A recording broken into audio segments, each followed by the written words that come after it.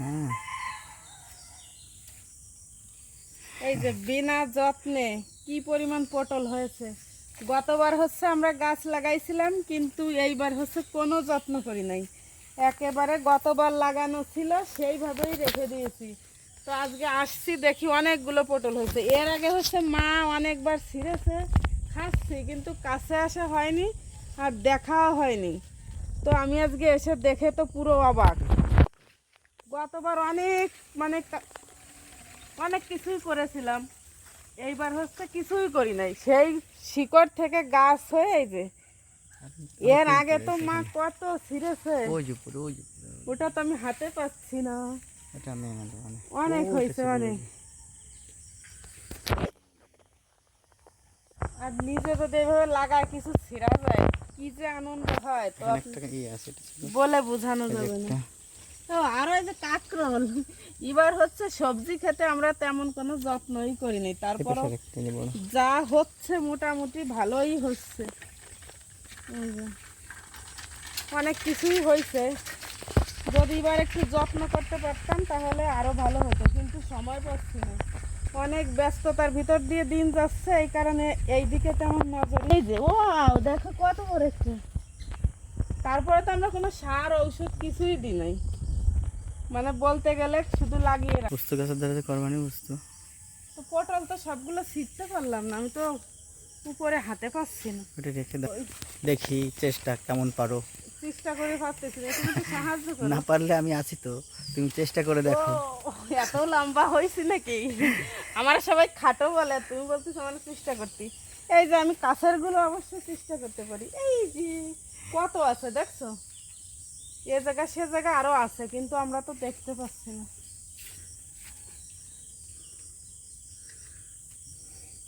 এই যে আরো লাউ, লাউ গাছও আমরা শুধু লাগাই রাখছি। এবার বললাম না সবজি খেতে তেমন কিছুই করা হয় নাই। এইখান দিয়ে কত, এই দেখেন, মানে যদি আরো একটু যত্ন করতাম গাছগুলো, বলো, যত্ন করলে আরো অনেক ভালো হতো।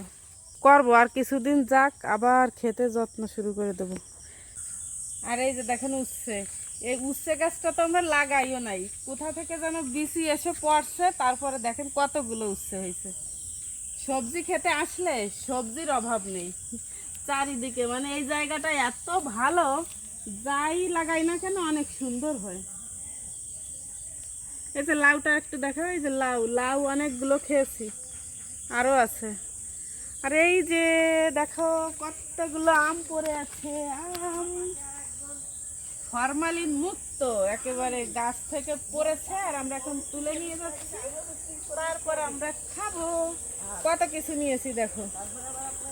সবজি খেতে আসলে আসলে ভালো লাগে, কিন্তু সময় পাই না। অনেক কিছুই পেলাম।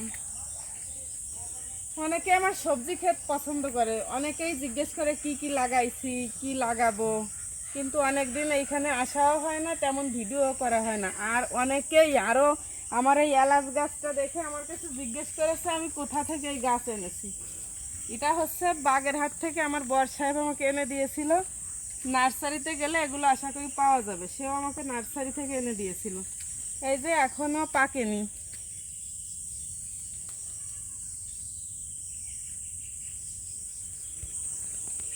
এই যে ধুন্দল, এই যে এবার লাগাইছি, এই যে শুরু হয়েছে কেবল, ভেঙে গেল দেখো, একেবারে কচি।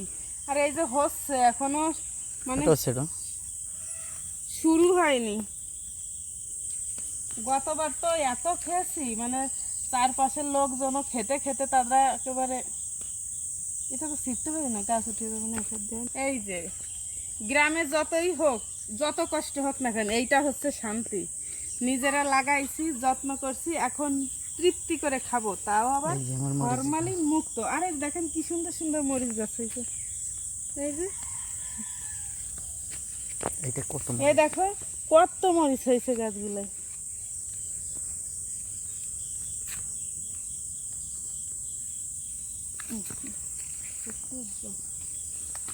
তো কেমন লাগলো আমার সবজি ক্ষেত? আরো অনেক কিছু আছে, অন্য আরেকদিন আপনাদের সঙ্গে শেয়ার করবো। আচ্ছা ঠিক আছে, টাটা, বাই বাই।